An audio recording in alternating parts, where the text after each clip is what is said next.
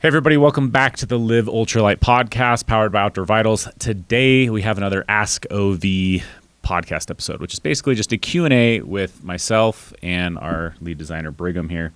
So we've been collecting questions from you guys for the past few weeks, and since we did our last one of these as well, we've collected some more questions, but we have a big list of questions. So we just go and we select 3 to 5 of these questions every time and dive right into those. So if you are interested in having us specifically answer your questions, let us know.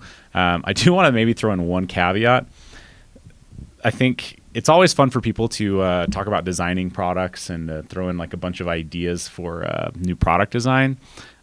Those questions aren't going to be super conducive to what we're trying to do with this podcast. You can write them in. We've got them for the last 10 years. They come in all the time. But I did see some podcast questions come in that were specifically like, why don't you design a product like this or like this? And some of those we'll definitely stop and explain like, hey, this is the process of creating a product. You can't do it that way or some of those. But other ones are kind of like gear ideas, right? It's very fun to design gear. And so we get a lot of those in. So I want to kind of head that off. These podcasts are definitely designed to be focused on, yes, gear, but also, skill sets, preferences, reasons why we do things or don't do things in the field or as a business. A lot of things are on the table, but anyways, I just saw a few of those come in, and I'm like, I don't want people to think that like, it's just, I don't know. We've since the beginning of time, we get people writing and saying you should design a product like this. You should tweak this. It's always going to be there. It's always going to be feedback. Yes, we do look at it and we are aware of it. But those questions probably won't make it into the podcast. Is all I'm saying. Yeah, I would second that, and maybe just kind of make a suggestion or maybe add context. Is we're a direct to consumer company, and so. Given that we don't have our products placed in stores across the country or the world, there's nobody else that can really talk about our product for us. So I would just suggest take this as an opportunity and think of it that way of Q&A, because it's a bit of a unique opportunity you have to ask either of us direct questions and potentially have a good chance of getting that question answered, and think about, how to get the most value passed on to the audience in terms of what you might ask us, because we really enjoy questions and answering questions. But that's a bit of the context of what we want to provide value is we're a small direct-to-consumer company. We want to give you this resource that you can talk and ask either of us questions and have a good chance that those questions are answered, which is a bit unique in this industry. Yeah, so like this very first question we'll dive into is a really good example of the type of question that I think could be really valuable for people to be thinking through, and we can get very specific to your trip, your situation, your seasonality, because people learn from that. What am I taking for this particular trip in this particular season? What would you guys do with this? Those can be really valuable to a broader audience, and so those are ones that we hope to continue to get in and be able to bring to light. So other than that, though, before we dive in, anything new going on this week or anything new to talk about? I mean, as far as company-wise, the OV 100 Mile Challenge registration is now open, and it is starting off hot. We've had more registrations than ever, so super excited about that. And just so that you're aware of it, there's a limited time to sign up for this before we close it. This is basically a year-long program. So we open up a sign-up window in the first part of the year, and then we're on into the trainings and the live Q&As and everything else that goes along with that to help you go accomplish your dream bucket list hike and be a part of a community doing that and have all the tools that you need. So that window is open.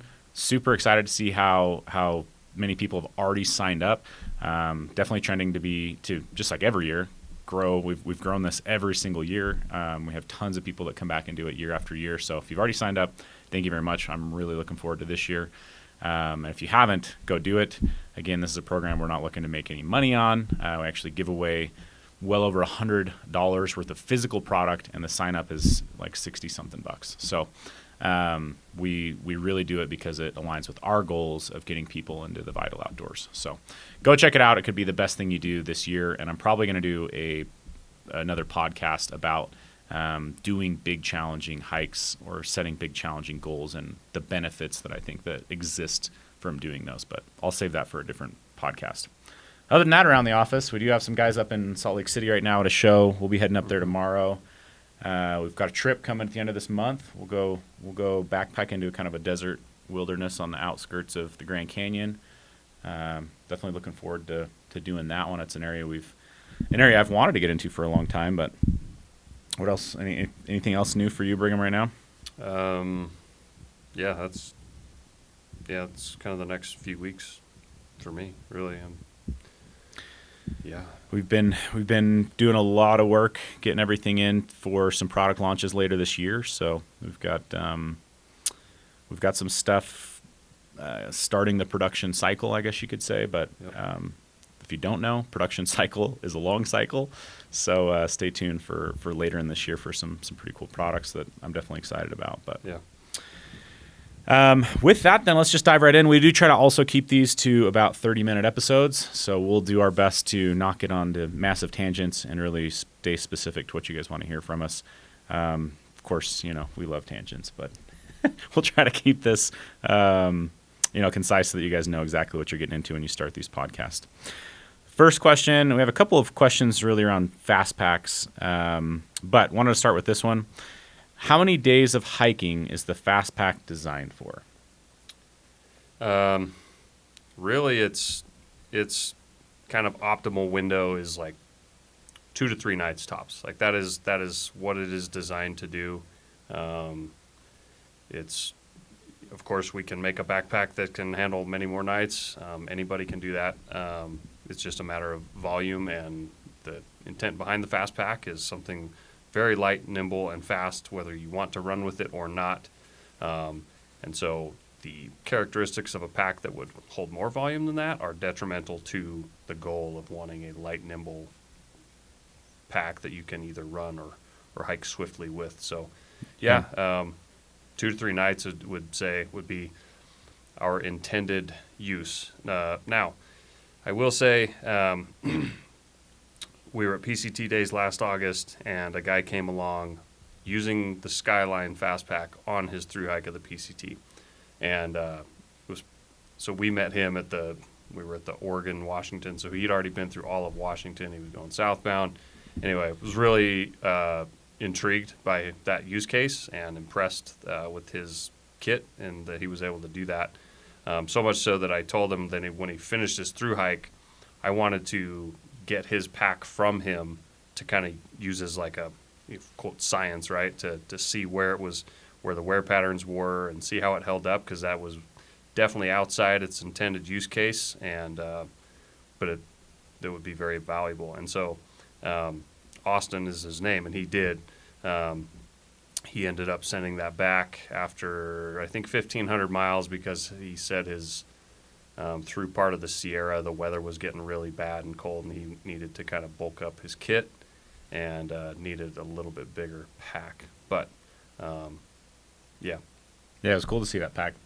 It was, really, really interesting to see that pack come back and just see how well it had held up in different ways and see where the weaknesses were. But, I would second that, right?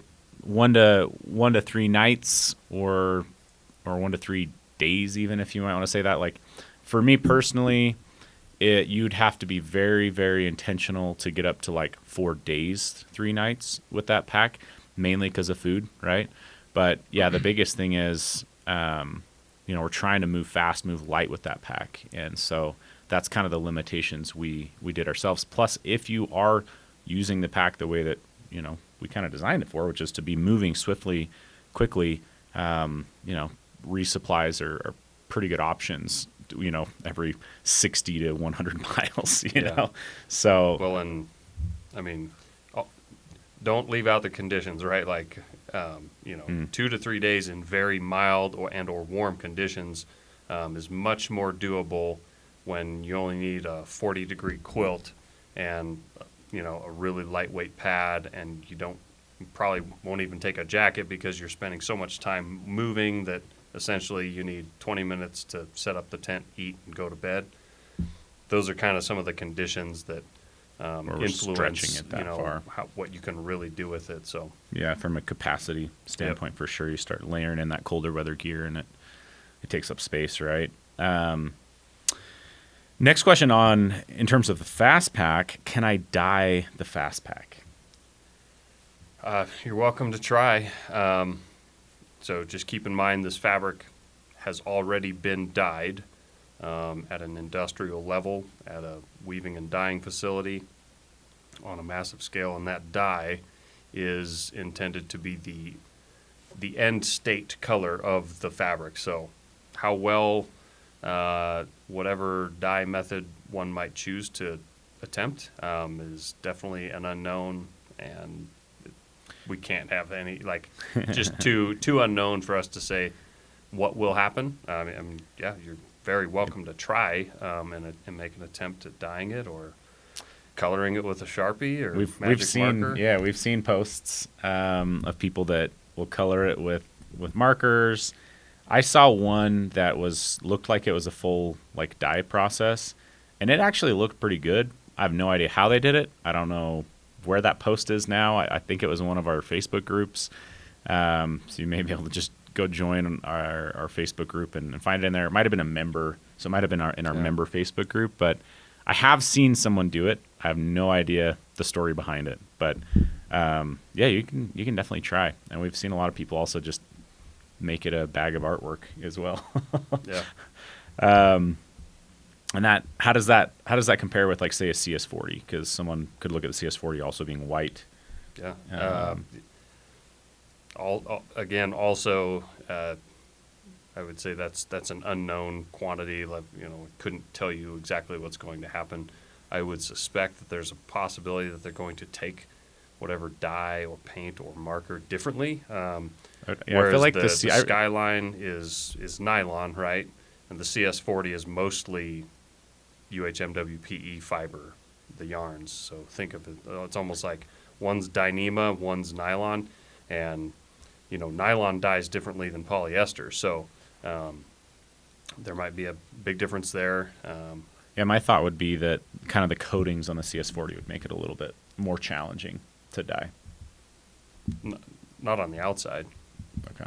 There's nothing coating wise or finishing wise that would be different with the CS40 versus the Skyline. It's just the actual the molecular composition of the yarn that makes the fabric might take the dye differently. Yeah. Okay. Here's a different direction of questions. What were your big three on your most recent backpacking trip, and why did you choose these? So probably have to give a little bit of context to what the trip was, and then give the big three or big four. Yeah. Really, my last trip, it would have been actually a hunting trip. So my big three is going to be different. So I use a hunting pack that's, designed to carry 150 pounds. So it's a very robust pack made by Exo Mountain Gear. Shelter was would have been call it a Fortius, a prototype Fortius tent, and then I had a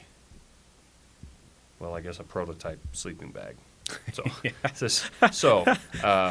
yeah, that question so for me is. Let me ask this, or change this up just for a second.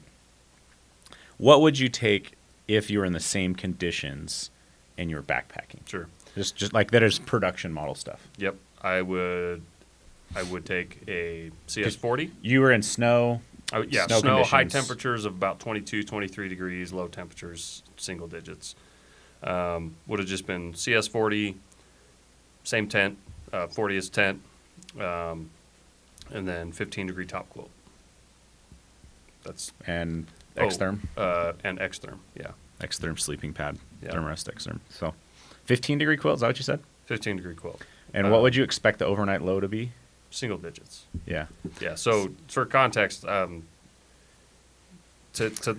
let you in on, when we release a product, we have a lot of confidence in the product. So with top quilts especially, for the last few years, I've made a concerted effort to really push the boundaries of what people consider acceptable use of a top quilt. And I've done single digits in top quilts many times.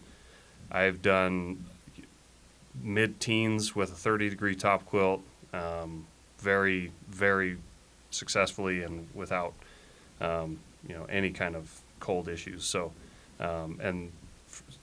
for full transparency, the only thing I'm doing differently to make that possible is I'm just sleeping with the clothes that I pack already, right? I'm already packing a puffy jacket in my backpack, so I'm sleeping in that. I will have a very lightweight pair of puffy pants that I will also sleep in. But that's something on a winter trip that I'm going to take anyway. I'm not taking it for the purpose of being able to not pack a heavier sleeping bag. I'm taking it because it's dark at 5:30 in the winter, and if I want to sit around and be comfortable, I need some puffy layers and some insulation. And so there's no reason to not sleep in that, which means that I don't need to pack an extra pound or half pound of a sleeping bag or top quilt just because it's totally unnecessary. Yeah, I think there's a lot of takeaways there, actually. And I want to stick with that before I kind of give my answer as well. Number one, well, maybe let me give my answer really quick. My last trip that I did, I was using 10 different prototypes on that trip. So just like Brigham said, I had a prototype 40th tent, I had a prototype sleeping bag, I had a prototype backpack, that you'll see later this year, which I'm super stoked about. And then I had a new Neoloft. That's the super 4.5, almost 5-inch thick pad from Thermarest. So that's what I took. The conditions ended up being really cold desert conditions, and I way underpacked. The Neoloft was not warm enough, and the bag was pushing the limits. But what I would have taken, if I was going into this again, it was single digits in the desert, so just really cold, big, massive temperature swing, would have been an X-Therm sleeping pad. It would have been either a 15-degree top quilt or a 15-degree Storm Summit sleeping bag, one of those two. I might have brought the 15-degree sleeping bag just because it was an overnighter and I wasn't as worried about weight. And then I would have had, for that one, I was carrying some camera gear and some other things. I probably would have gone with the Shadowlight pack. But that's tough to say. I like the CS40 a lot. The carrying of the CS40, it's just so comfortable on the back. So probably would have gone with the CS40, honestly. So that would have been my kit. But I want to come back to both of us were using X-Therm pads, and I think that's something to pick apart here for a second. This last year, both of me and you made a switch to where pretty much spring, summer, fall, winter, we just used an X-Therm sleeping pad. I used it when I did my Wind River hike, and that was, 3 season temperatures. And there's a few reasons for that, why we've kind of latched onto it. One, the amount of extra weight of an X-Therm compared to more of a 3-season pad is very negligible. I want to say you're talking like 3-4 ounces maybe between, say, like a Neo Air and an X-Therm. For my particular size of the pad, it's probably going to vary for different people, but you're talking, just call it 4+ ounces and change. So it's not a massive number there, but the R value is massive. It goes from, say, like a mid-4 to a 7 or something, or 7.9 or something like that. So huge swing there. So why would we do that? One, I just say it this way. Your mattress at your home has like an exponentially high R value, and you sleep at 70 degrees right in your house, and it's not like you're upset that your mattress is too hot. I mean, relatively speaking, right? You've done it your whole life. And so that's like one factor to consider, is I've never been upset that my air pad is too hot. Second reason is the X-Therm has more puncture resistance because it does have a thicker fabric on the bottom of the pad. So there's just less likelihood of popping the pad. And then I would say last, and this isn't really specific to historically, the X-Therms were a bit crinkly and loud. The newer NXT X-Therm is no longer crinkly and loud. And so that's not an issue for us anymore. So when they released this NXT, we both picked up the X-Therms, and we've been, I don't know about you, but I've almost exclusively been using them at least in the last 12 months. And what that also does is it allows you to do things like use a 15-degree quilt in colder temperatures, and that truly boosts how like the temperature that you can take a sleeping bag or a top quilt into. Yeah, I mean, hopefully anything that we're saying here just helps you guys listening just have a bit more confidence in what we're talking about. I mean, like I actually used an X-Therm, the original, for years before this one came out, but I would use it more so just in the wintertime, mostly because that one was a little bit thinner. It was crinkly, so it was really a more specific wintertime application. But, like you said, with the NXT, it's a little bit thicker. It's, I would say, just normal noise levels. Like I don't think it's any louder than anything else out there. Yeah. So that noise reduction is there, and then the weight is just phenomenal for how warm it is. It's like class leading in terms of weight, and so then it becomes a matter of, well, then you take the added benefit of in my opinion, it's the most durable backpacking inflatable pad on the market. I don't know of one that has more robust materials. So it almost is a very significant peace of mind to use year-round. Now, I still use other pads because I like to experience what's out there, and I got a Neoloft as well. Yeah, we're excited about the Neoloft for summer. and they're good. But, the confidence of just knowing that, like, if you just run with an X-Therm, like, I don't know. If I were to just say to anybody, if I'm going to have one sleeping pad, what would it be? Thermarest Neo Air X-Therm NXT. Hands down. That's just one pad that you're never going to be complaining that you're magically like burning up from the underneath. You're not going to be too hot, but it's going to be more durable, and it's going to weigh less than many 3-season pads out there. I'll throw out like another good pad that I sleep pretty well on is a Big Agnes pad. It's a 4.3 R value pad. It weighs like 2 or 3 ounces more than the X-Therm. So, yeah. So let's talk about this for a second.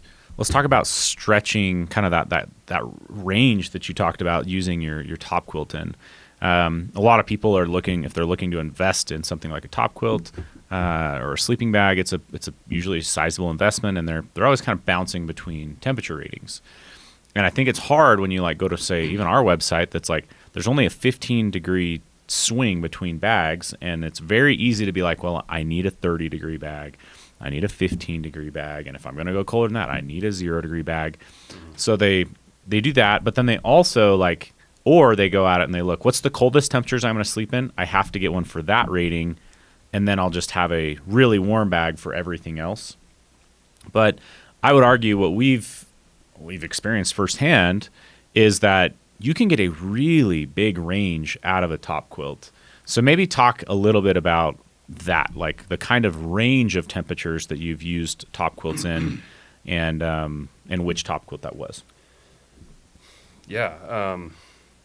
I mean, I think because you've been on one about this 30-degree model for a while. I have. And it's to be transparent, the 30-degree model is our least purchased temperature rating. Yeah, it is. And to be clear, I don't even think about that. Like, that's not why I'm bringing this up with the 30-degree model. It's just for how compact it is, for how light it is, and then just having the experience that I've had, say, like in a 15-degree top quilt, so much confident in that, then kind of realizing that I think I probably had more nights in a 15-degree top quilt where I was uncomfortably too warm That's probably like the number one factor that has pushed me towards using a 30 degree way more. Is just like when I think about it, and I'm talking like I'm using a 15 degree top quilt, not cinching up the collar. I'm in about as few clothes as one can wear, while still being semi-dressed and about sticking to your pad. Yeah, and it's just been overkill for me in a lot of experiences. And so, and then, again, mentioning just like I'm already packing the clothing or insulation that I'm packing because the conditions for the trip call for it. So, just when you combine the two, you just get so much flexibility. And again, like if you get too warm, you can just take the puffy off and sleep in whatever, if you still have a mid layer underneath there. And then the nice thing about, I'll even say like when I've slept in a 30 degree top quilt in the teens and a 15 degree top quilt in single digits, with that system, my mid layer has a hood and my puffy jacket has a hood. So like I'm not packing a balaclava because it's already like that's all covered, like that's all taken care of. It's just one less thing that I have to keep track of, and just I guess that kind of thought process has really presented a lot of usable range with whether it is the 15 or the 30 degree. Like you just have a massive usable range. Yeah, layering clothes inside of the bags can do a lot. Like obviously that's not something that's like scientific to be like, well, this product, this jacket's going to add this much to it, but it definitely adds a lot. And the other thing I would argue is let's say you did get a 15 and you want to push the limits of it. Well, if you're hanging around camp at all, like you want to have those other layers in your back pocket anyways. And so it's really just effective to use them. You already want to pack maybe some puffy pants or something like that. So why not just use them for sleeping as well? It makes a ton of sense. It saves you weight, and it just allows you to have a really versatile bag in and of itself. I've had a ton of success with that as well. And funny enough, this last year, I was the same way. We were testing newer top quilts, and the model that I had was a 15 degree model, and I took it on 2 different week-long trips in September, and I roasted a lot on both of those trips to the Wind Rivers and out to Colorado, and like uncomfortably hot. And it was the first time I remember being like, I am uncomfortably hot. And it was like, it's easy to vent in a top quilt, but it's not always like super pleasant to heavily vent in a top quilt. And what I mean by that is like, if you just open up the top quilt, well, now you've kind of got drafts, and so now you got like a cold elbow or a cold spot versus something else. And so there is a good reason to not overbuy a degree rating in a sleeping bag or a top quilt. So anyways, okay, let's move on. Keep this moving for a second. We've got some questions on backpacking trips for this year. I mean, in light of the OV100, we are planning to go back to the Colorado Trail and do another. Well, the plan right now is to actually do about 135 miles on the Colorado Trail, just the way that it works to get on and off the trail. So that's one that we have planned for around the July timeframe. Yep. I've also got a plan to go do the Timberline Trail in August. Up in Oregon, and then other than that, we have some like a lot of the work 1-2 nighters that we've been looking at. But what other as far as backpacking? Yeah, I mean we'll do this one just outside Grand Canyon. That'll be 2 nights at the end of this month, and I think that'll be really cool. Kind of just be in that Grand Canyon country or terrain, and be fun to do that in like. Call it the late winter, and just enjoy that. See, yeah, Colorado Trail. I'll be doing a trip in the Uintas in June, and then I'll go up to Idaho first weekend or first overlapping July and August. Trip up there. I plan on doing the Timberline Trail. That'd be really cool.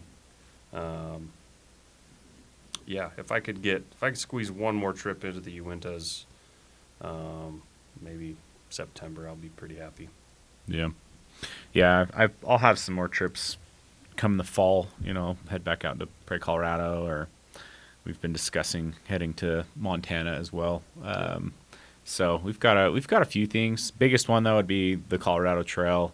And man, I continue to keep looking at doing the Tour de Mont Blanc, but it's just such a time commitment, which is a struggle for me and kids and stuff like that. So, but that kind of tails into this next one, which is backpacking trail bucket list hikes.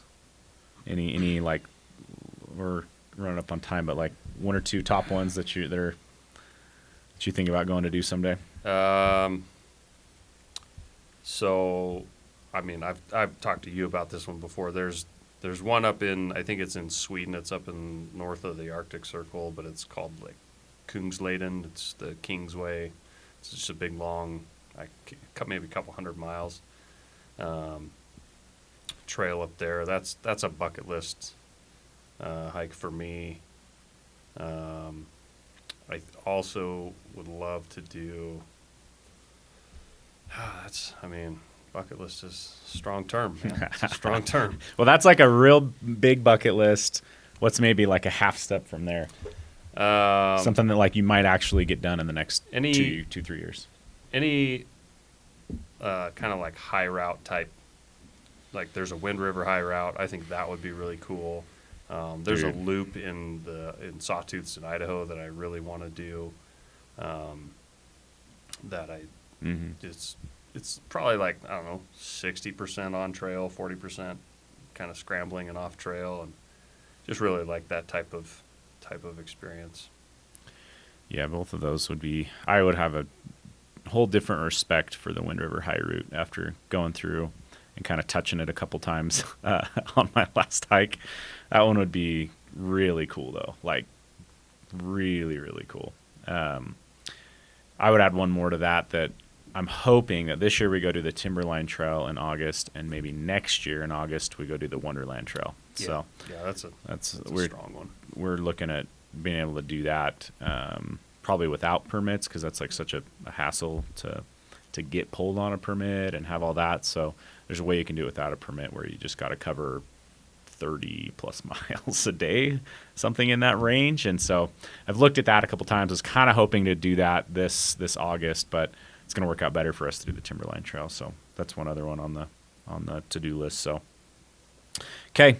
Any final thoughts on any of these topics for today? That was a good one. Good questions, fun to talk about. Hopefully it was insightful and helpful. Yeah, I think in terms of especially the sleeping pad and the range that you can get out of a sleeping bag, I think that can be really valuable to people. And I want to end that, I guess, with one last thing, which is when I was first starting backpacking and acquiring my own camping gear and things like that, something that I drastically overlooked was the warmth of a sleeping pad. And I had quite a few miserable nights because my sleeping pad was just not warm enough. Now, I know that they've redone the ASTM rating system, which is way helpful, because I was sleeping on a pad that said it was like a 4R value, and when they changed that rating scale, it went into the ones to a 1R value, and so it's no wonder I had some seriously miserable nights. But what I want to say is, the next time you're cold, if you ever get cold on a future backpacking or hiking or camping trip, whatever, take the time to just try to consciously say, am I cold from my pad or am I cold from my bag, right? Everyone wants to blame the bag because that's what you're wrapped up in. But take a second to really consciously be like, am I getting cold from underneath or am I getting cold, from on top? And I think you'll be surprised to to just take note of that and what you find out. I know for me on that last backpacking trip, 100% apparent that the pad was ice cold underneath me.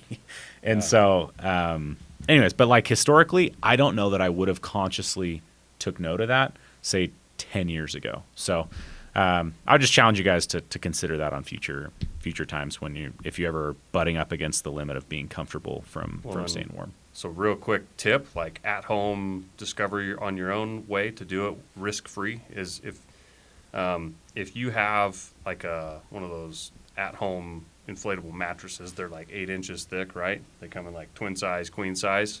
Those aren't insulated at all. You just blow air into them, right? I think for me, it's very easy to identify. So my house is usually 69, 70 degrees. If I blow that pad up and try to sleep on that all night, at 69 degrees, it's very noticeable, the heat loss coming from the pad. So that's with no wind because I'm in a house. It's 69 degrees. And, if I were to put the same blanket that I go to bed in my normal bed over top of me, but do that on that air mattress, I've done this like many times, and it's noticeably uncomfortable. Like I feel the heat loss coming right out from the mattress, and that's, it's just kind of a way to like kind of prove it to yourself and point it out and get yourself to notice what that feels like in a very like risk-free environment. Yeah. Yep. It's as a kid, I slept on a waterbed for a few years, and I had 4 blankets underneath me and 2 on top, and I still froze from underneath. Water and air can not be your friend in terms of warmth. So, anyways, we're going to go ahead and wrap it up here. Just a reminder, the OV 100 Mile Challenge registration is open right now. Just really quick, what you get with that when you sign up, we'll ship you a Turn merino wool hoodie that we sell for $85. We will send you a physical workbook that walks you through all of the trainings, all of the, everything we've put together for this, which, we walk you through like physical training. We walk through, food related stuff. We walk through, getting through injuries. We walk through how to lighten your pack, in the most simple ways. We walk through so many things inside there.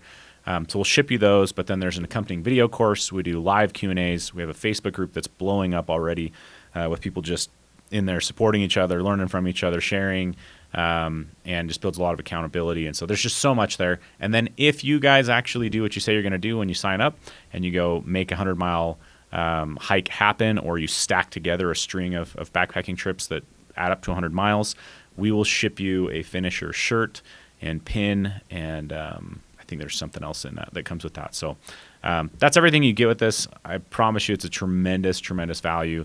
It's something we absolutely love doing. We have so many people come back and do this year after year because of the value that's in there and the fun of it. It's a lot of fun in there. So while the window's open, jump over there, sign up for the 100-mile challenge, and make sure you guys are subscribed to this podcast. Write in your questions. We're going to be doing these once a month, and would love to answer your questions specifically. So we'll see you guys on a future episode.